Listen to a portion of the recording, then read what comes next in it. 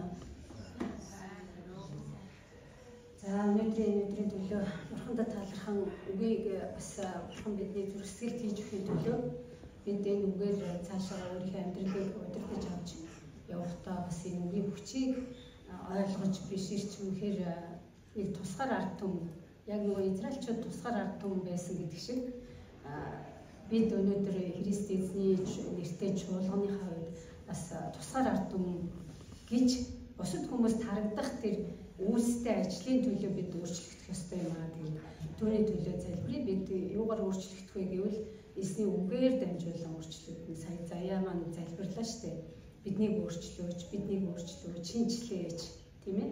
Яах гэдэг жагаа гэхээр бид үнэхээр тусгаар ард түмэн юм аа. Бурхны хаанчлалын иргэд, Бурхны хүүхдүүд нэг ийм хэсэг бүлэг хүмүүс дэлхийд даяар байна. Тэгээд энэ үүнийхээ төлөө залбирая. Үгээр дахиад залбирая.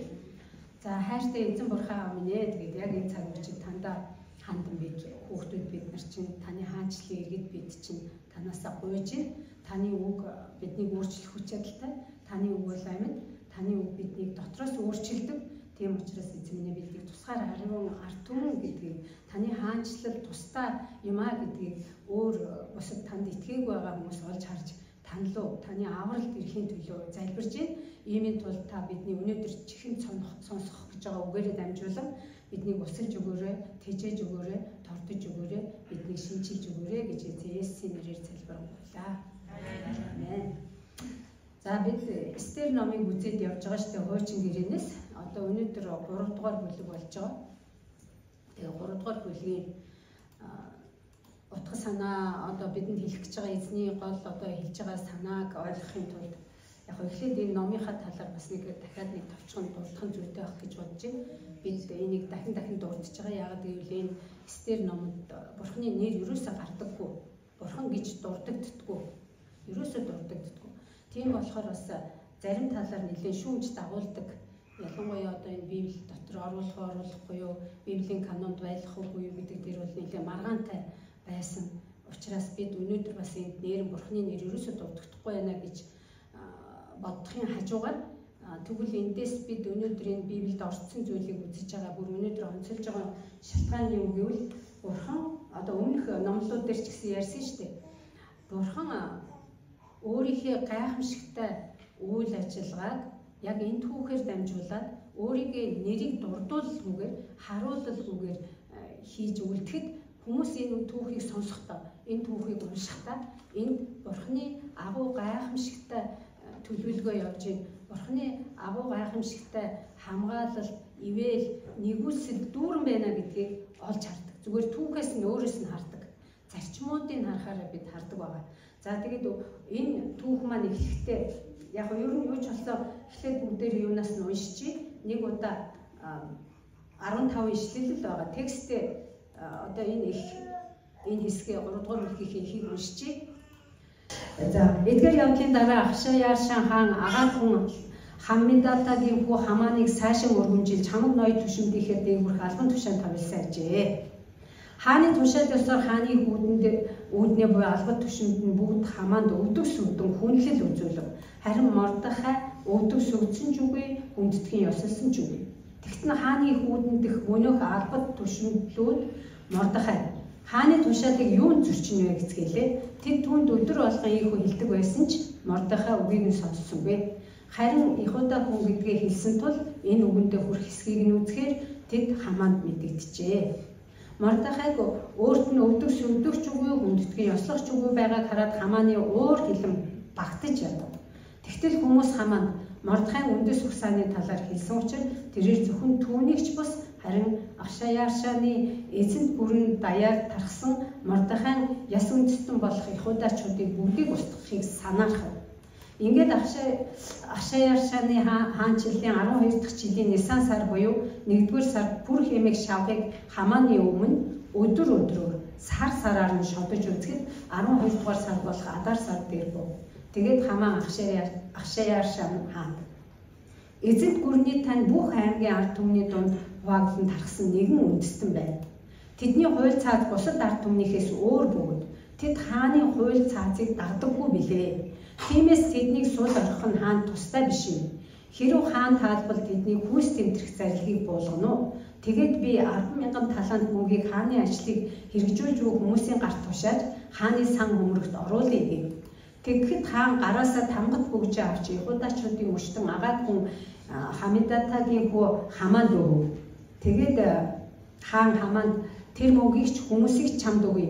Тааллаараа болгох түг.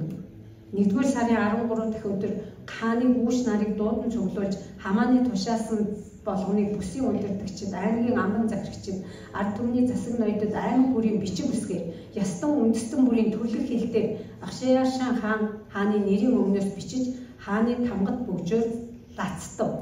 Хааны бүх аймаг мужид зарлгуудыг илгээж Адар хэмээх 12-р сарын 13 дахь өдөр Иудачуудыг бүгдийг нь хөвшин залуу, хүүхэд эмэгтэйчүүд гэлгүй алж хорон устгаад эд хөрөнгийг нь олзлон авах тухай албан бичгийг хургуулжээ.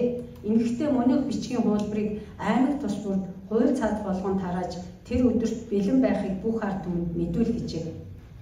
Хааны тушаалаар зарлгууд яарвчлан явцгаасан ба зарлиг шушаа цайзад ч тунхаглагдсан байлаа. Хааны Хамаантай цуг дар суухаар сууж байхад шушаа хот даяараа божигнон өмж байваа. За ийм 15 ишлэлтэй байна. Тэгээд энэ түүхийг уншиж хахад надад бодогдчихсэн нэг зүйл бол одоо ерөн хүн төрлөختний түүхэнд айхтар ийм одоо хоморголон устгах аюултай муухай үйл явдлууд болж исэн. За бүр хамгийн тодорхой бидний мэдэх жишээ бол 2-р дайны үед Гитлерийн одоо муухай санаагаар еврейчүүдийг хоморголон устгасан түүх байгаа. За эд хөрөнгийг тэгээд тэр холбоотой баримтат кинонууд ч байд юм байлээ.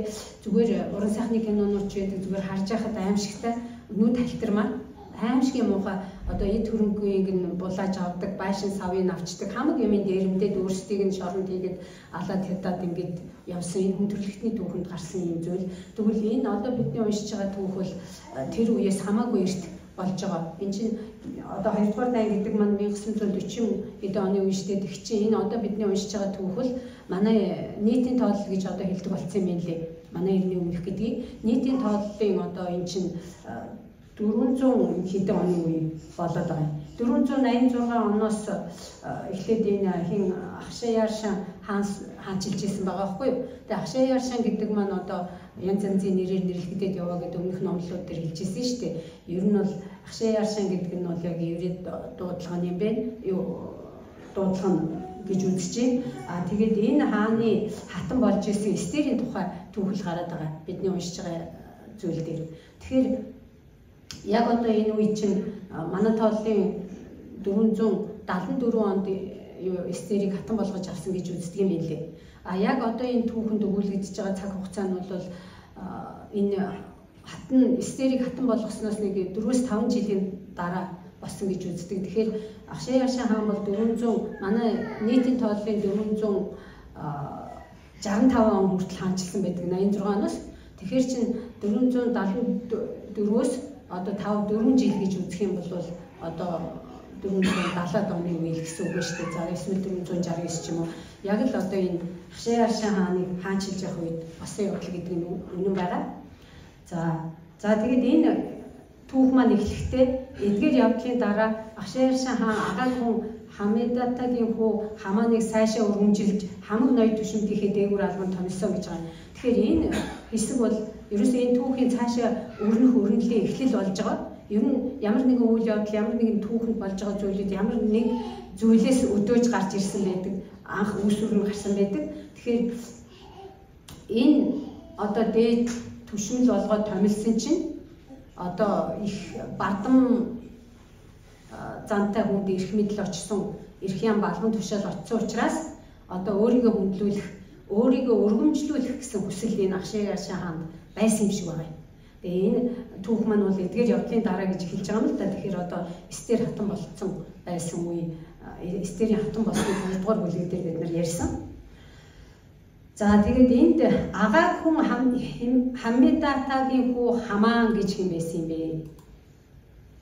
Агааг хүн гэж яг яагаад энэ Библиэд орох болсон юм?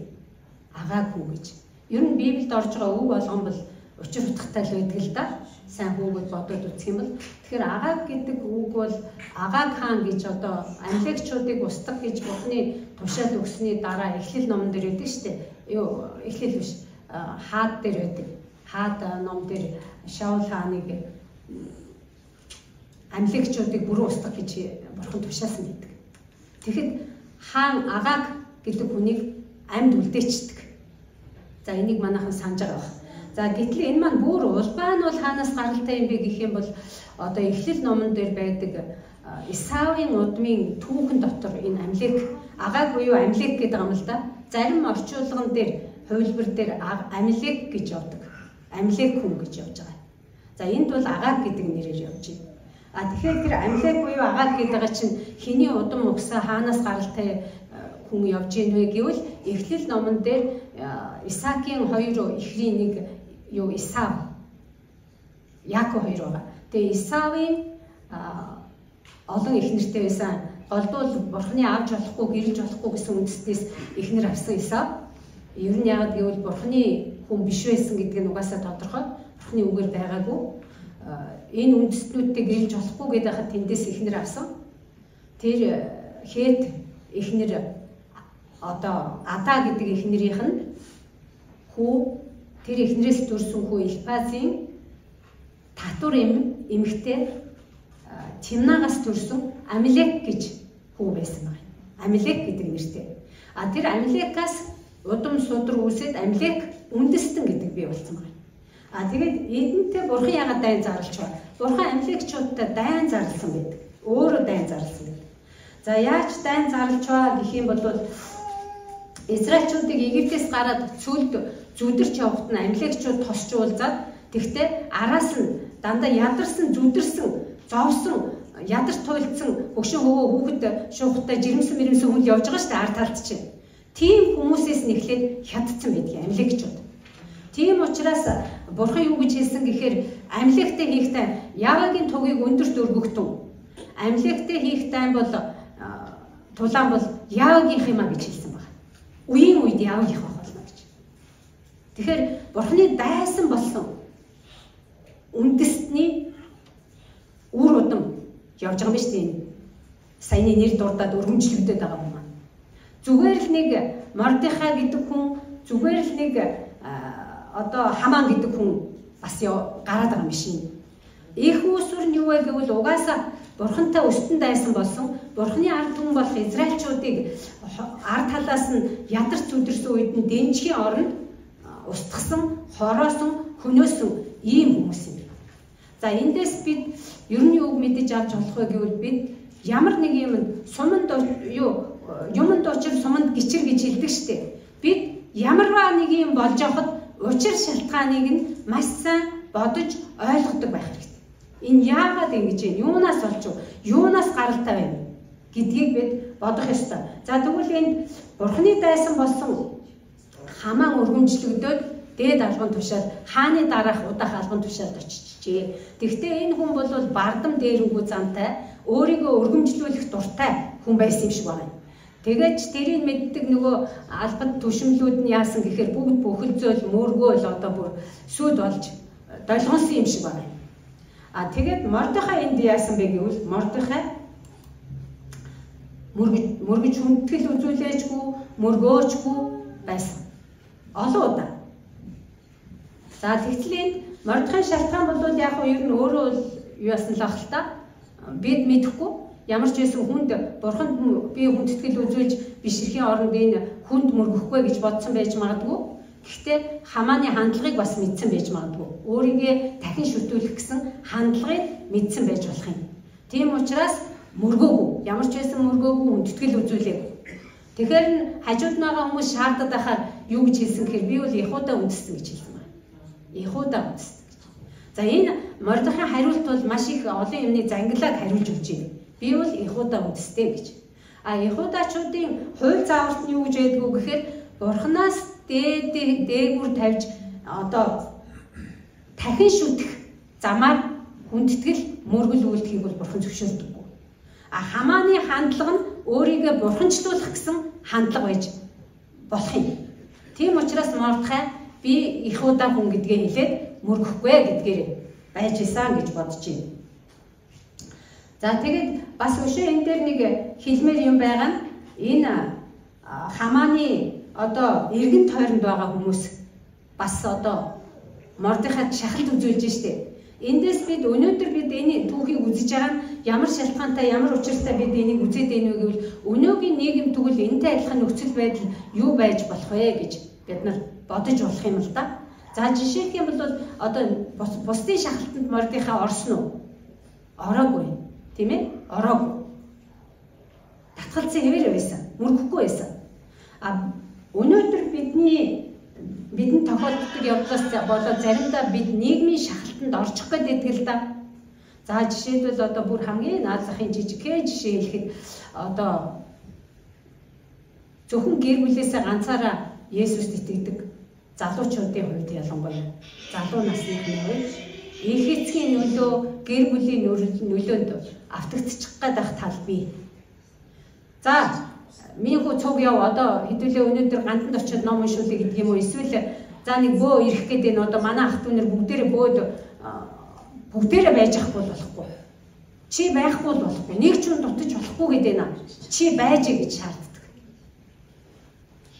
Тэгээ ийм явдал тохиолдвол бид нар яах вэ? Энэ Библиэс бид суралцж болно.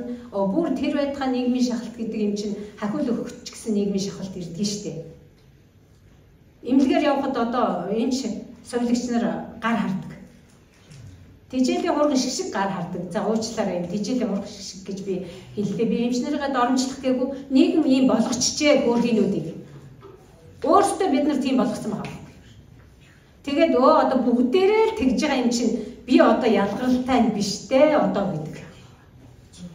За иймэрхүү зүйл автахгүй байх нь зохистой юм байна. Тэгэхээр эндээс бидний одоо гол онцолж авах гол санаа юу гэвэл эрх мэдлийг дахин шүтэх хандлагаар хүнд бүхэлдэх нь Бурхны эсрэг явдал гэдгийг сурч авах хэрэгтэй. Эрх мэдлийг дахин шүтэх хандлагаар хүнд бүхэлдэх нь Бурхны эсрэг явдал мөн гэж. За энд янз бүрийн жижигээс ахуулаад томхон шалтгаанууд орно. Хэл ахуулын асуудал чинь орно. Тийм ээ? Эрх мэдлийн дахиад байгаа шүү дээ. Энэ хүн намайг ийм болгож чадах хүн гэж үзээд байгаа учраас. Бурхандаа найдахын оронд хүнд найдаад байгаа гэсэн. Бурхандаа найдахын оронд хүнд найдаад байгаа гэсэн. Эрх мэдлийг дахин шүтэх хандлагаар хүнд бүхэлдэх нь Бурхны эсрэг явдал мөн гэж. За энэ нэгдүгээр бидний сурж авах ёстой зүйл байна. За тэгээд Мордехай үндэс угсааныхаа талаар хэлжсэн чинь одоо Хамаанд угаасаа эн чинь Бурхны дайсан байгаа шүү дээ. Бурхан дайн зарлалцсан. Бурхны дайсны үр удам явж байгаа. Энэ цаад учгийн хөөгд үзэх юм бол сүнсний утгаар сүнслэг талаасаа угаасаа энэ дайн тулааны хоёр талын хоёр гол хүчин тулж байгаа юм шиг болоод шүү дээ. Мордехай бол өөрөө Бурхны хүн, харин Бурхны дайсан болсон Хамаан бол нөгөө тал. За энэ хоёрын хооронд сүнсний талаас асар их зөрчил гарч ирж байгаа. Зүгээр өнгөн талаас нь харах юм бол энд зүгээр л нэг Мордехай гэдэг хүн мөргөн цөвдөөгүйгээс болоод Хамаан шалтгаалаад байгаа юм шиг харагдах боловч цаана нь томоо сүнсний тулаан энд явж байгаа. За тийм учраас бид энийг бүр илүү улс ууртай харах хэрэгтэй байна. Тэгээд одоо би өөртөө авч үлдэх юм юу гэвэл ялангуяа ийм сүнсний тулаанд өртөж байгаа юм шиг байдал мэдрэгдэх юм бол даруйхан Бурханаасаа дуудаж, Бурханаасаа өөрөөсөө Бурхан энэтэй чинь дайн зарлана гэж хэлсэн байж штэ. Бурхан дайн зарлана гэж хэлсэн. Мордехай айхгүй байсан, одоо мөргөхгүй байсан, сүгдэхгүй байсан шалтгаан бол миний цаана Бурхан байгаа юм чинь гэдэг бат итгэл найдвар байсан учраас айдсгүй байсан гэж би бодож байгаа. Тийм учраас бид өнөөдөр бидэнд ийм аймаар одоо бүр горьгоо дийлдэхгүй эрх мэдэл намайг шоронд хийх гээд байгаа юм шиг эсвэл эрх мэдэл намайг ажлаас маань халж хайчих гээд байгаа юм шиг байсан ч гэсэн миний цаана байгаа Бурхан энэ хүнээс хамаагүй илүү агуу гэдгийг л бид нар санджах хэрэгтэй. Энэ явдлыг мартаж болохгүй. Энэ миний Бурхан чинь сүнслэг тулаанд бидний хамгийн түрүүнд бодох зүйл бол айдасч байд юм уу, санаа зовнилж байд юм уу, юу гэдгийг энэ бүхэнд хамгийн түрүүнд миний бодох, санах бат хадгалж явах зүйл бол миний цаана Бурхан байгаа. Би бол Бурханы хаанчлалын иргэн. Би бол Бурханы чуулганы нэгэн биеийн хэсэг. миний төлөө хүмүүс залбирч байгаа. Миний төлөө миний анхан дүүс залбирж байгаа. Миний төлөө яав өөрөө тулалдана. Энэ сүнслэг тулаан байна. Энэ тулаанд би биш яава тулна, яава ялна гэдэгт бид нар итгэлтэй байх ёстой. За энэ бол бидний нэг номер сурах зүйл учраас эрх мэдлийг дахин шүтэх хандлагаар хүнд бөхөлцөх нь Бурхны эсрэг явдал гэдгийг бид мартахгүй санаж явах хэрэгтэй байна. За тэгээд 7-оос 11-р ишлэлдэр юуны тухай ярьж байгааг үг гэхээр уншийн ингээд Ахшаяшаны хаанчлалын 12 дахь жилийн Нисан сар буюу 1-р сард гэж байгаа. 12 дахь жилийн 1-р сард гэж. За энэ нь болохоор одоо тэр тоолсон жилийн эхний сар байж исэн бэ. Он тооллыг хэлж байгаа 12 дахь жил гээд байгаа. Одоо 12 дугаар он гэж хэлж болно шүү дээ энийг. Тэр тооллын одоо Ахшаяшаны 12 дугаар он гэж хэлж болох юм. Тэрний 1-р сар. Хамаа шавх хийсэн байна. Пүр гэдэг шавхыг хийсэн. За пүр гэдэг үг нь Акадиан хэл, Акадиан үндэсний Акадиан гэж бие даасан үндэстэн байсан бас хэл байсан. Тухайн үед. Тэр нь одоогийн Иракийн газар нутаг дээр нутгалж ирсэн нэг хэсэг бүлэг хүмүүс байгаа юм. Үндэстэн гэж хэлээд өөрийн гэсэн хэлтэй соёлтой. За тэр хэлний пүр гэдэг үг. Пүр гэдэг нь шавх юм уу, шоо гэсэн утгатай. Үйл үгийг хэлэх юм бол шавх хаях, шоо хаях гэсэн утгатай байж болно. За тийм шавхыг хамаа яаж хайсан бэ гэвэл сар болгон дээр нь шодож үтсэн байна. За 1-р сарыг үзлээ биш байна. 2-р сарыг үзлээ биш байна. За 3-ыг үзлээ гэсээр хэддүгээр сар дээр ирсэн байна уу? 12-р сар. 1-р сард шодсон 12-р сар дээр буусан нөгөө шодж байгаа шавх. Өдөр өдрөөр нь шодсон чинь 13-ны өдөр буусан. 13-ны өдөр. Энэ 13-ны өдөр гэдэг нь тухайн үеийн еврей тооллынхоор алгасал баярын урд өдөр байсан. Алгасал баярын урд өдөр. За тэгвэл энэ маань юу хэлээд байна вэ гэвэл яг Мордохайн итгэл ёсоор энэ хамаа намайг хичнээн ингэж дарангуулах гэж оролцсон ч гэсэн энэний цаана миний бурхан миний цаана байгаа юм чинь гэдгийг харуулж байгаа баталгаа. Шоо сургаал үгийн 16-гийн 33 дээр юу гэж байдгүй гэвэл шоо хайж өөр дээрээ шидвч шавх хайж өөр дээрээ шидвч. За шавх шоо хоёр адилхан шүү. Шавх хайж өөр дээрээ шидвч шийдвэр бүрэн яавагаас байдгиймаа гэж хэлсэн. Сар өдрийг яаваа буулгасан. Сонголтыг яаваа хийсэн. Сонголтыг яаваа хийсэн. За яагаад ингэсэн бэ гэвэл энэ хооронд чинь хэрвээ 1 сард бууцсан бол шууд дороо хомгорол устгаад явж байгаа нь шүү. Гэтэл чинь энэ хооронд чинь бүхэл бүтэн 11 сарын хугацаанд Эстер Мордохай хоёр энэ явдлыг мэдээд, бэлдээд, мацаг бариад, гуйгаад, залбираад, Эстер хааны өмнө очиод, хаанд хүсэлт гуйлтаа гаргаад, тийм ээ? Буцаагаад нөгөө хааны гаргасан зарилгийг хүчингү болгож болдгоо учраас дахин шин тэрийг өөрчлөлтөө одоо тэрнийг давж гарах зарилгийг гаргаж ээж одоо шийдвэр дахиад шинжилж хэрэгжигддэг учраас одоо эн чинь 11 бүтэн сарыг бурхан өгсөн байна. Өөхөختөө өдрийг нь алгасал баярын өдөр тааруулж өгсөн. Би бол хамгаалдаг бурхан. Би бол алгасуулдаг бурхан. Би бол та нарын өмнөөс тулалддаг бурхан гэдгийгээ цаг хугацаагаар мөртөл шодож өгсөн байна. Бид эндээс наривчлаад харах юм бол ямар агуу юм бэ? Бидний бурхан ямар гайхамшигтай бурхан бэ гэж харж итгэлээ зузаатгаж болно. Ямар ч нөхцөл. Би энэ дээр нэг жишээ хэлье. Дөнгөж саяхан болсон жишээ. За ер нь нэг 10-аад хонжоо байх баг үйл явдал болоод. Миний нэг зээдүү их нямбай хүүхдэлтэй маш их нямбай. Юм болгондоо нямбалж ханддаг. Тэгээ машина муухай болохыг ерөөсөө үздэггүй. Тэгсэн чинь замын хашлага мөргөд жоохон л сэтгүүлсэн юм байл л да машина. Ер нь хүн бол анзаармааргүй жоохон. Тэгтээ тэр чигээрээ явж чадаагүй тэр өдөр нь засуулах гэж өгчөөд орхицсан байна. Маргааш нь машингүй одоо машин байхгүй уг нь бол байгаль унаатай явж идэг хүн гадуур дандаа ажил хөөцөлдөж яваа. машингүй явж байхдаа ухаан алдаж унсан. Хэрвээ машинтаа яваад ухаан алдсан бол эсвэл өөрөө сүйднэ, эсвэл хэн нэгний амийг чохрох боломжтой. Тэгвэл Бурхан тэр машиныг за чи маргааш болохгүй нэ, чиний энэ машиныг чинь хурааж авахаас гэдэг шийдвэр төрсөн учраас машин зэгдсэн байна. Зүгээр ингээл юмыг жоохон холбоол бодоод энэ яагаад нэр энэ машин ингэсэн юм болоо ийм тийм гэхтэл Бурханыг агуу юмаа гэж харахаас өөр аргагүй байдал бид амьдрдаг. Бид Бурханаа мэдээ гэвэл мэдэх юм бидэнд маш их байна. Бид анзаарахтаа явах юм бол Бурхан алхам тутамд маань бидний амьдралд нөлөөлж, оролцож, зааж, чиглүүлж, заримдаа бидний мэдээгүй явсан үед залаад удирдаа чиглүүлээд товлоод тооцоолоод тавьсан байдаг. За энэ бол бидний Бурхан шүү. Бидний итгэж байгаа Яваа Бурхан бол ийм л агуу Бурхан. Бидний дамжиж, нэрээр нь дуудаж хамгаалуулдаг эзэн Есүс бол ийм л эзэн бидэнд байна. За тийм учраас эрх мэдлийг дахин шүтэх хандлагаар хүнд бүхэлдэх нь Бурханы эсрэг явдал гэдгийг саная нэгдүгээр. За дараагийнх нь пүр гэдэг үгийг сонгож авсан чи ийм учиртай боллоо. За 8 дээр нь болохоор Ашиарша хааны одоо нэг айхтар хэцүү үйлдэл байна.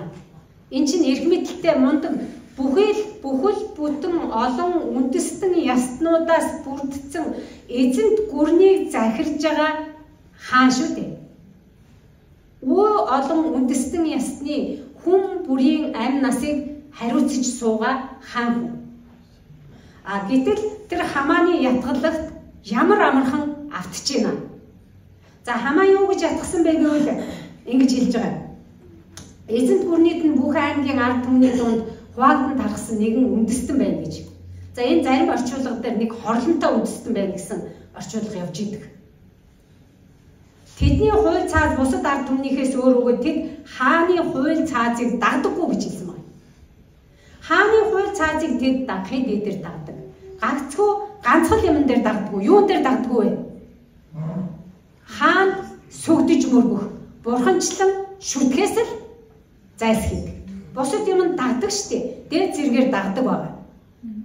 Өнөөдөр ч итгэгч бид нар ийм л байдаг. Төр засгийнхаа хууль заавал бид дагдаггүй юу? Дагдаг штеп. Гэхдээ бидний итгэл үнэмшлийг зөрчих гэсэн юм дээр л бид харин үгүй байх. За чи Есүс миний бурхан биш ээ. Би Есүст итгэдэггүй гэж хэл. Тэгээд энэ Будда бурханд мөрөг эсвэл энэ бөөд мөрөг, энэ удирдлагад мөрөг гэвэл бид нар харин үгүй ээ гэж. Энэ л тохиолдолд бид нар зөрчиж магадгүй. Гэхдээ бидэнд өнөөдөр ийм юм тохиолдоогүй. За тэгэж ятгаад тэгээд одоо юу яасан байгаа? Гүтгэцэн л авам л да. Тиймээс тэднийг сул орхих нь хаан тустай биш ээ гэж хэлсэн байна. Тэгээ яасан бэ гэхээр нэг хэсэг үндэстэн гэж хэлээд байгаа юм. Нийтийн тооллын өмнөх 537 онд анхны одоо Вавилоноос чөлөөлөлт очсон хүмүүс буцсан. Энэ хүмүүс дотор энэ хүмүүсийн тоог гаргахад Библиэлд 42,000 хүн буцлаа гэж байдаг. 42,000 хүн Иерусалим руу буцсан. Гэхдээ энэ одоо явдал гараад байгаа явдал чинь бол хаана байна уу гэхээр энэс хойш болж байгаа үйл явдал болоод байна шүү дээ. Хойш болж байгаа үйл явдал дээр нэг үндэстэн гэж хэлэгдэх хэмжээний хүн үлдсэн байна ард. За энэ улсынхаа одоо харьяан доороо байсан чигээрээ бай. Зарим нь тэндээ төрсөн өссөн. Одоо өмнөх номлол дээр гарсан шүү дээ. Эстер бол тэнд төрсөн байх боломжтой Перс хэлэнд гаргуун байсан гэж яригдчихсэн. Тэгэхээр нэгэн төсөв төрсөн тэр газартаа байж яа. Хаанч байсан бурхан биднийг хамгаална гэсэн итгэл найдвартай хүмүүс тэндээ үлдэж чадсан байж. Тэгээд үндэстэн гэж тоологдчихсэн байна. Тэгэхээр эднэрийг одоо бүр устгах, үтнээр нь үндэстэн даяар нь устгаж хаяа гэдэг саналыг оруулж байгаа. Тэгэхдээ энэ саналыг оруулахдаа ингэж хэлж байгаа. Хэрв хаан таалбал 9 дээр байна. Тэдний хүйс тэмдрэх зарилыг буулгана уу? Тэгээд би 10,000 талант мөнгийг хааны ажлыг хэрэгжүүлж буй хүмүүсийн гарт тушааж хааны сан хөмөрөгт оруулъя гэж хэлсэн. Хаан учиргүй хурдан тамхт бүгжээ суглаад хамаанд өгж байгаа шалтгаан нь бас энэч байж болох юм. За энэ хэмжээ одоо 10,000 талант мөнгө гэдэг энэ хэмжээ бол тухайн үеийн Персийн эзэнт гүрний жилийн нийт орлого нь 17,000 талант мөнгө байсан байна. тухайн үе. За яг хөө зарим юун дээр 15 гэдэг байгаа. Тэгэхээр 15-аас 17 мянган хооронд л байх тухайн үеэс хэлбэлзээд болдог одоо тийм талант мөнгөний хэмжээтэй 10 мянган талант мөнгө гэдэг байгаа. Тэгээд энийг хэрвээ юунд оруулаад бодох юм бол доллар шилжүүлээд бодох юм бол нэг талант мөнгө нь 28 мянган өнөөгийн 28 мянган Америк доллартай тэнцсэн гэж байна. Нэг талант мөнгө шүү дээ. Өнөөдөр бид өөрийнхөө улсын одоо татврын нийт орлого хэд вэ гэхээр гээд харж үзлээ л дээ би. 2025 оны зөвхөн эхний улиралд манайх 5.8 их найд орлого орж ирсэн байна. Ойролцоогоор 6 их найд гэсэн үг шүү дээ. 4 улирлаар үржүүлэх юм бол 24 их найд байна шүү дээ. Тэгэхээр манайх бол одоо жижигхэн гүр жижигхэн эдийн засаг буураад ороо. Энэ Перс бол тухайн үедээ өчнөө олон аймаг улс үндэстнүүдийг захирж исэн эзэнт гүрэн байсан байгаа шүү дээ. Тэгвэл ийм гүрний жилийн нийт орлого нь тэнцхийн 10 мянган өгнө гэж хэлсэн байна. Хамаа 10 мянгаыг нь цэвэр ашиг олж аваад тэр цэвэр ашигаар тэр чигээр нь хаанд өгнө гэж хэлээгүй байж таа. Шунхаас эдэлтэй. Энэ хүний Мордехайг шалтгаалаад еврейчүүдийг хоморголон устгах гэсэн цаад далд санаа нь бол еврейчүүдийн ашиг орлого, эд хөрөнгө, ололт амжилт нь атаарсан юм байгаа. Мөнгөнд нь эд хөрөнгөнд нь шунхаарсан байна. Эднийг хоморголоод устгах юм бол ийм ашиг олж болох юма гэдэг багцаа тооцоо өөрт нь байсан учраас 10 мянган талант гэдэг чинь өөрөө нилээд ин авж байгаа үлдэгдлийн хаанд өгсөн бодлого санаа байж болно. За тэгвэл Хамааны зорилго бол ойлгомжтой боллоо. Ашиг хонжоо хайсан. Тэр Хамаанд бүхэл бүтэн үндэстэн хөөхд хөгшил гэж ялгалгүй хөөс тэмдэрч устгах хэмжээний тийм харгас бодлого гаргаж байгаа нь түүний шунхай, ата жөтөө, ата хорсол, цаац одоо сүнслэг утга нь бол ата хорсол явж байгаа. Исавын удам, Яаковын удамтай тултаад байна. Яаковын удам бол одоо Бурхны нөгөө амлагцсан аврагч уг нь Исаакаас төрөх байсан ч гэсэн Исав өөрөө сонголт хийхдээ Бурхны тэр амлалтыг хүлээж авахар сонгоогүй. Яаков залилж мэлсэн ч гэсэн сонгогдсон байгаа шүү. Тэгээд ерөөсө түүхийн туршид энэ сүнслэг хоёр тулаан энэ хоёрын хооронд явсаар ирсэн. Өнөөдөр ч байгаа. Тэгвэл ийм юмн дээр яадаг вэ гэвэл ата хорсол, өш хонзон, шунхай сэтэл гэдэг юм бол хүний төрлөх мөн чанараар нь дамжаад гарч ирдэг энэ сүнслэг тулааныг цааш нь өрнүүлэх шалтгаан нь болж өгдөг юм байна. Тийм учраас бидний одоо энэ хоёр дахь сурах зүйл бол ата хорсол, шунхай зорилго өвлөх нь аимшигт аюул дагуулдаг гэдэг юмыг сурмаар байна. Ата хорсол, шунхай зорилго өвлөх нь аимшигт аюул дагуулдаг. Хамааны хийж байгаа төлөвлөгөө одоо бидний үзэж байгаа түүхэн дээр харах юм бол Иудачуудыг хүүс тэмтэрч унгаах, устгаж хоморголох аимшигт түүх болж магадгүй харагдаж байна. Гэхдээ түүхийг урьдчилаад өнгөрсөн түүх байгаа шүү дээ энэ чинь. Бид нар Библийг уншсан хүмүүсийн хувьд эцэстээ аюулшигт одоо аюул дагуулсан аимшигт аюул нь Хамаан өөрөө Мордехайг дүүжлэх гэжсэн модон дээрээ өөрөө дүүжлүүлж өгсөн. Юудэчүүд устгуулах биш харин юудэчүүд нь дайснаа ялсан түүх байна. Тэгэхээр аюул альж талд гарч магадгүй байдаг ч гэсэн Бурхны талд ийм юм гарахгүй. Бурхантай хамт байгаа хүнд ийм явдал дагуулдаг. Бурхан хамгаалдаг. Харин Бурхны эсрэг дайсагнаад байгаа болгоно нь өөрөө өөд нь хайсан чулуу өөрийн толгой дээр гэдэг болж өөрийнх нь хүзүүнд Мордехай хүзүүнд углах гэсэн гогцоор өөрийнх нь хүзүүнд углагдсан байна. За энийг бид нар дараагийн бүлэг дээр үзнэ. Зүгээр ер нь ата хорсон шунхай зорилго өвлөх нь аимшигт аюул дагуулдаг юм а гэдгийг харж болж байна. За бас одоо эндээс бид нөгөө хааны талд харах юм бол Ашершин хааны хувьд бол бид эндээс сурах юм нь эрх мэдэл хичнээн их өндөр байх тусмаа хариуцлага асар өндөр байх ёстой. Их баг ямар ч эрх мэдэлбэд очиж болно, очиж байгаа байж байгаа. Ажил олгогчч байж магадгүй, гэр бүлийн гиш эзэн өрхийн тэргүүнч байж магадгүй, жижигээсээ өсвүүлээд за сүм чуулганы ахлагч нарч байж магадгүй, за улс төрийн удирдагч нар төрийн тэргүүнүүд байж тийм ээ. Өчнөө хариуцлага эрх мэдэл их байх тусмаа хариуцлага өндөр. Агаа энэ хамааны цаад учир санааг нягтлалгүйгээр хатных нь өөрийнх нь дурлж авсан, сонгож авсан хатных нь амь сүрэх гэж байгаа юмыг тамхт өгжөө өгөөд баталсан байж шít. Нягтлалгүйгээр зүгээр л 10,000 талаанд танд оруулж өгнө гэхэд чи өөрөө аав гэж хэлсэн ч гэсэн мэдээж хамаан дэрийг авахгүй өөрт нь өгнө гэдгийг мэдж байгаа шít. Тэгвэл шунхаа сэтэл зорилго гэдэг бол эрх мэдэлд байгаа хүнийг ч гэсэн буруу харуулчиж болох, буруу шийдвэр түргэж болох аюултай байдгийн байна гэдгийг бид бас эндээс зүгээр дашрамд нь хараад авч болно. За тэгээд 12 дугаар сарын 12 энэ юуны маань түүхийн маань 12-оос 15 дугаар ишлэлд өсгөлийн хэсэг бол одоо хааны тамхтай бөгжөөр лацтаа. За хааны тамхтай бөгж гэдгийг би нэг зураг олсон л доо самбар дээр гарч байгаа баг. Тэр зурган дээр янз янзын бөгж байсан байна. Энэ бол яг археологийн олдороор олдсон одоо хаадын тамга болгоод дарчдаг, лацтчдаг бөгжнүүдийн нэг л дээ. Тэгэхээр Ашаяршаа хаан бол өөрийгөө төлөөсөн гарын үсэг одоо өнөөдөр бол одоо тамгаа дараад эрх мэдэлтэй хүн тамгаа дараад гарынхаа үсгийг зурлаа гэсэн үг шүү дээ. Тийм ээ? Одоо энэ хүнийг цаазал гэж хэлээл ганц хүнийг ч биш одоо хэлмэгдэлтийн үеийг та нар санаж байгаа үстэй. Хэлмэгдэлт гэж амар юм бид саяхан болоод өнгөрсөн энэ 30-аад оны үед ямар аимшигтай юм болоод өнгөрсөн билээ. Тэнд одоо цаазал хомргол устгах гээл буудаал гээл зүгээр л нэг одоо яг энэ түүхэн дээр гарч байгаатай адилхан. Зүгээр нэг нутгийн хоёр хүн хоорондоо тохиролцохгүй, өөрийг нэг тоохгүй, хамааныг тоохгүй байгаа шиг Мордохой хандцсан шиг л хандцнаас болоод энэ хүн төр засгийг муулсан, энэ хүн Японы тагнуул иймээ тиймээ гэж хэлж байгаа л буудаал гэдэг ялт хүрч исэн. Бөөнөр нь буудаалж исэн гэдэг.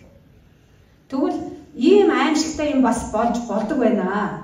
Тийм учраас бид нар энэ эрх мэдэлд нэгдүгээр бүхэл зүд долгооныч тэр хүнийг бурханчил дахин шүтэд тэр хүнийг буруу алдаанд хүргмээргүй байна. Нөгөө талаасаа эрх мэдэл дээр байгаа хүн бол алдаа гаргахаас хамгаалж өөрийгөө долоо хэмжиж нэг огтлж шийдвэр гаргадаг байх хэрэгтэй юм байна.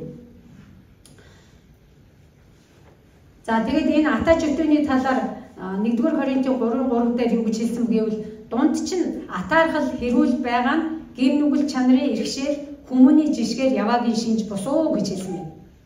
Хэрвээ Бурхны чуулган, Бурхны хаанчлалыг харуулж яваа бидний дунд ямар нэгэн байдлаар бие биендээ атаархсан, өөрөөсөө дээш гаргахгүй гэсэн ч юм уу, эсвэл ховжив тарааж байгаад хэрүүл маргаан өдөөсөн тийм явдлын чуулган дотор гарах юм бол энийг бид хүмүүний жишгээр бий явж байгаа юм байна гэж ойлгох хэрэгтэй өөрийгөө. Ямар нэг өөрөө юм хийгээгүй ч одоо нэг юм үг дамжуулаад цааш нь хов үргээл өнөөх нь явсаар байгаа л одоо ямар нэгэн байдлаар уржигнуулах, самууруулах юмд хүргэсэн л бол би хүний жишгээр яваад байгаа юм байна гэж өөрийгөө дүгнж болно. Удирдагчид юу гэж харах вэ гэхээр иймэрхүү юм яриад явж байгаа хүнийг за махбодын хүслээр явж байгаа хүн байна гэж дүгнээд сүнслэг одоо алхаа нэгт нь тус болох хэрэгтэй юм аа. Заримдаа үүдэлттэй ч залруулж магадгүй тэр хүнийг өөрийгөө буруутгуулахаар засаж ч магадгүй гэлээч гэсэн зөв юм хийж залах нь бас бидний үүрэг юм аа. За бодол санаанд чинь хорсол атаархал амиж үзэл байхаас та нар бүү бардам нь үнний эсрэг бүү худлын яр гэж хэлсэн. Энэ бас энэтэй холбоотой. За иймэрхүү зүйл байна. За атаархал амиж үзэл хаана байна? Эмх замраагүй явдал аливаа муу зүйл тэнд байдаг юм аа гэж яг 3:16 дээр бас хэлж байна. За тэгвэл чуулган донд бид өнөөдрийн эндээс юу сурч авах уу гэвэл атааж өтөө амин хувийн үзлээ бодож явдаг юм гарах вэ. За би зүгээр нэг жижигхэн юм ажиглаж анзаарсан чихэнд хүрсэн нэг юм байхад би одоо энийг баг дээр нь манай чуулганыхан бас анзаарч аваасаа гэж бодож энэ номлол дотор бүр ярмаар санагдсан юм. Юу гэхээр би нэг юм хэд хэдэн удаа нэг тийм юм сонссон. Хүмүүсийн талаар ярьж байгаад гайгүй штэ тэр чинь тийм хүн биш бахоо. Би бол тэгж бодохгүй байх, тэгэхгүй байлгүй гэж хэлэхэд Хүмүүс чинь нэг сони ялгууртай ханддаг штэ. Танд бол нэг өөрөөр хандчихноо. Танд аягүй сайхан ярьж чадна. Танд ингээд аягүй сайхан зөөлөн тэгээ за би гүйцэтгэе энэ гэж хэлэх байхаа. Тэгвэл харин бидэнд бол надад бол тэхгүй штэ. Өөдөөс нь хараахны үеийн зүгээр ууралдаг, загнадаг, чадахгүй энэ гэдэг юм байдаг юм байна л да. Олон удаа би тиймэрхүү юм сонсч ирсэн. Нилээ хэд өмнө амнаас. Та нарт өөр хандна штэ. Хүмүүс чинь та нарт хоёр нүур гаргачдээ штэ. Та нарт өөр хандна. Зүгээр энгийн өөртөө адилхан хүмүүстэй бол их дээргүй ханддаг хүн байдэн штэ гэж. Чуулган дотор штэ. Би энийг аюултай зүйл гэж бодож байгаа. Би ховжиг зөө хүний талаар мууг ярих бас одоо иймэрхүү ялгуурж үзэж эрх мэдэлт гэдэг юм уу? Одоо дээгүүр одоо арай жахан ахлагч гэдэг нь арай жахан одоо өөрөөс нь дээд яг энэ дээр би зүгээр бодлоо байж магадгүй л гэж бодож байгаа. Ахлагчаа хүндэл өдөрд гэдэг үг бий л дээ. Тэгвэл миний хэлэх гээд байгаа юм нь одоо тахин шүтэх маягаар гэдэг юм оруулаад байгаа шүү дээ. Тахин шүтэх хандлагаар, бурханчлах хандлагаар бити долгонжгүйгээрээ гэдэг юм хэлэх гээд байгаа юм. Адилхан хандж байгаарай гэж. Хинтээж адилхан. Ягаад гэвэл бид бүгдээр бурханы өмнө адилхан шүү дээ. Энд ялгаа байхгүй. Тийм юм гэсэн ялгаа юусоо байхгүй. Бурханы хүмүүсийн үед. Хүний талаар юм ярих ямар ч шаардлага байхгүй. Тэр тэгдэм байлээ, тэгсэн байлээ, ингэсэн байлээ гэдэг юм бол бас одоо муухай юм хор уршиг дагуулдаг, өмнө самд хүрдэг зүйл учраас чуулган дээр иймэрхүү зүйл байх юм бол бид баг дээр нь бушуухан зогсоох хэрэгтэй. Өнөөдөр бид энэ түүхийг үзэж байгаа шалтгаан маань бас энэ өнөөдөр бид ямар байх ёстой юм бурхны ард түмэн гэдэгт маань хэрэгтэй юм бид үзэж байгаа шүү дээ.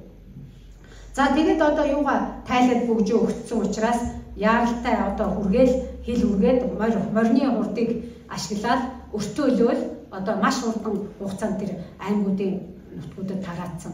Тэгээд яг энэ үед хамгийн төгсгөлийн өгүүлбэр нь хааныг хамаантай цуг дар суухаар сууж байхад шушаа хот даяараа бужигн үүмж байваа гэдэг өгүүлбэрээр энэ хэсэг дуусч байгаа. Хорон төлөвлөгөөгөө боловсруулсан хоёр дээд тушаалын хааны дараах тушаалын өмнө хамаан болцсон байгаа шүү дээ. Тушаалын хоёр хүн дар сууж орж ирэх ол зашгаа бодож дар сууж наригдсан гэх гэж хахад шушаа хот даяараа үүмэн самуун автцсан байсан. За энэ үүмэн самуунд автсан гэж юу хэлж байгаа гэхээр зарлиг таарсан байгаа шүү дээ. Хамгийн түрүүнд шушаа хот чинь нийслэл хотны юм чинь хамгийн түрүүнд тэр юудэчүүдийг устгах гэж байгаа гэдэг хүүс тэмдрэх гэж байгаа гэдэг тушаал очсон. Үүмэн самуун гэдэг нь бол зарим нэг юудэчүүдэд дургуунууд нь баярлсан үүмэн байсан бах. Харин бас тэд юудэчүүд чинь найз нөхдөд л байгаа шүү дээ. Хөрс зэрэгэлдээ найз нөхөд одоо юудэ биш хүмүүс байсан байгаа. Тэд нар Яхудаачуудыгаа хамгаалахын тулд бас одоо хичүүдэж тэрдэж одоо яана ийм юм болчих гэж одоо гашуудлыг нь зовлонг нь хуваалцаж шуугилдсан байгаа. Тэгэхээр ийм үүмэн шууганд автцсан байна. Тэгэхээр миний хэлэх гээд байгаа гол зүйл бол энд бурхны чуулган болохын хувьд бид өнөөдөр бурхны хаант улсын иргэд, бурхны хаант улсыг төлөөлж байгаа. Бид Есүсийн ач бурхны авралаар нүглээ цагаатгуулсан эдий ч гэсэн бид нүгэлт махан бие дотор амьдарч байгаа. Алдаа гаргах маш боломжтой. Тийм учраас ялгаагүй энэ түүхийг уншичаад энэ муу хамаа ямар ойлгохгүй ёстой гэж хамааныг буруутгахаас илүү өнөөдөр өөрийгөө би надад арай энэ нүгэлт мөн чанар минь иймэрхүү нэг далд юм надад явдгийн биш байгаа. Намайг ийм байдалд хүргэдэг, буруу юм хийлгдэг юм байдгийн биш байгаа гэдэг дээр би өнөөдөр өөрийгөө хянах хэрэгтэй. Өөрийнхөө хийх гэж байгаа шийдвэр үйлдэл дээр 7 хэмжээс нэг огтлдог байх хэрэгтэй. За энэ бидний 3 дахь гол сурах санаа бол юу гэвэл хорон санаа түн ганцдахгүй хотлолныг өмнө самууд автуулдаг гэдэг юмыг сурна. Хорон санаа түн ганцдахгүй хотол олныг өмнө самууд автуулдаг. Хорон санаа түн гэж хэмбэ гэвэл одоо өөртөө ашиг хонжоо олохын тулд өрөө л бусдыг хохироодог хүнийг хэлж байгаа. Өөртөө ашиг хонжоо олохын тулд өрөө л бусдыг хохироодог хүн. Зөвхөн амнаас энд бол амнаас бол аюултай том юм яригдаад байна. Гэхдээ чуулган дотор бидний байгаа харилцдаг одоо бусдаагаа харилцдаг харилцаан дээр гэр бүл дээр харилцдаг харилцаан дээр өөртөө ашиг олохын тулд ажил олгогч ч гэсэн ялгаагүй ажилтан байх ч ялгаагүй шүү дээ. Өөртөө ашиг олохын тулд одоо тийм зорилгоор хорон санаа агуулж ямар нэгэн зүйл хийхгүй байх хэрэгтэй. Тэгвэл өмнө самунд өртнөө. Улс орны хувьд бол дайн тулаанд орноо. Улс гүрнүүдийн хооронд. Өнөөдөр ч дайнтай тулаантай л байж байна. За тэгээд өнөөдөр бид давтыг үзэх үдсэн гол санаануудад давтыг эрх мэдлийг дахин шүтэх хандлагаар хүнд мөхөлцөх нь Бурханы эсрэг явдал мөн. Нэгдүгээр биднээс сурсан зүйл. Хоёрдугаарх нь атаа хорсол, шунхай зориг өвөрлөх нь аимшиг аюул дагуулдаг юм аа. Гурав дахь нь хорон санаад хүн ганцдахгүй хотол олныг өмнө самунд автуулдаг юм. Савтад тосонд нэг өгсөн үнхийн ялаа тосыг тэр чигт нь үнхээрүүлдэг гэж сургаалт өгдөр байдаг баха. Хорон санаа агуулсан амин хувийн үзэл бодсон тийм хүн байх юм бол чуулганыг үнхээрүүлж магадгүй нэ шүү дээ. Эсвэл гэр бүл дотор тийм санаа агуулах юм бол гэр бүлээ салах сарнихад ч үргэж магадгүй нэ. За энэ зүйл дээр бид нар анхаарах хэрэгтэй юм а. За тэгээд дүгнэлт нь дааш давшгүй мэд санагдах нөхцөл байдалд ч Бурханы өөрийнх нь сайн зорилготой хариулт байдгийг санаж байцгаая. Итгэл найдвараа алдахгүй миний ард хэн байгаа вэ гэдгийг байнга санджээ. Миний ард агуу энэ түүхэнд өгүүлэгдсэн гайхалтай агуу Бурхан Явэ бидний ард байгаамаа. Явэ сүнслэг тулаанд бидний өмнөөс ордог юм аа. Явэ биднийг ямар ч нөхцлөөс хүнд нөхцлөөс гаргадаг юм аа. Тийм учраас бид дааж давшгүй санаа зовнол айдас ганцаардал тийм ээ өвчин биднэрт байхгүй. Бурхан биднийг цагтаа өөрөө хийх ёстой юм а хийгээд хамгаалаад явж байгаа. За тэгээд бүгдээрээ залбираад дуусгая. Өө эзэн Бурхан аав минь ээ, Явэ минь ээ. Биднийг өмгөөлөн хамгаалж бидний ард тал болон үргэлж бидэнтэйгээ хамт байдаг талархыг өнөөдрийн үдсэн энэ түүхээр дамжуулаад олон мянганы тэртээ таны бидэнд бичиж өнөөдөр ч гэсэн та нар зам удирдлагадаа ашиглаа гэд зааж өгсөн энэ түүхийн төлөө талархыг. Тэгээ Эстер номон дээр байгаа энэ түүх өнөөдөр ч гэсэн бидний амьдралд бас яг энэтэй төстэй явдлууд байнга болж идэг. Бид энд яаж байх вэ гэдгийг таны үгээс авлаа. Баярлалаа Бурхан минь. Та бидний сурч авсан энэ онцлог утга санааг бидний зүрх сэтгэл оюун бодлоос бүү салгаарай. Биднийг амьдралаа шийдвэр гарган авч явахад энэ түүхээ санаж яг зөв мэргийн шийдвэр гаргаж танд бат найдаж итгэл найдвар дээрээ бат цогсож айдас санаа зовнол ийм тиймээ өнгүүгээр үнэхээр амар тайван амьдралаар хичнээн хэцүү бэрхшээлтэй тулсан ч гэсэн амар тайван амьдралаар тантай хамт амьдарч эцсийн өдөр тантайгаа үнэхээр мөнхөд хамт амьдрах тэр өдрийнхээ төлөө бодож өнөөдрийн өдрийн багахан хэмжээний зовлон зүдүүр янз бүрийн зүйлийг ажирахгүй даван туулах хүчийг бидэнд өгөөрэй. Биднийг шинжлээрэй, биднийг өөрчлөөрэй. Мах удад хүний дотор байдаг гэмт мөн чанараас болоод алдаа гаргахыг бүү зөвшөөрөөрэй. Биднийгээ залж чиглүүлээрэй гэж эзэн Есүсийн нэрээр залбирanгуйлаа. Амен. За анхаарал тавьсан